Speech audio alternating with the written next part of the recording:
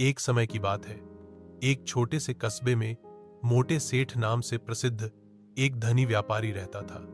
उसका असली नाम रामलाल था, लेकिन लोग उसे उसके भारी भरकम शरीर और आलसी स्वभाव के कारण मोटा सेठ कहकर पुकारते थे।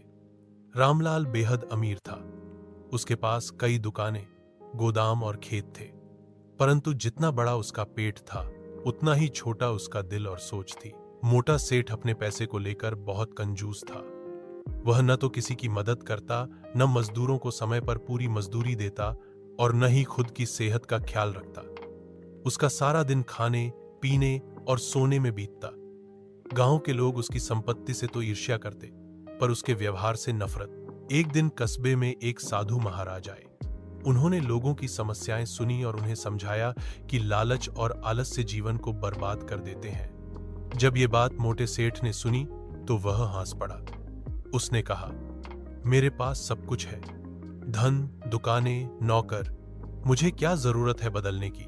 साधु मुस्कुराए और बोले, जो मनुष्य आज के सुख में डूबा रहता है, वह कल की मुसीबत नहीं देख पाता।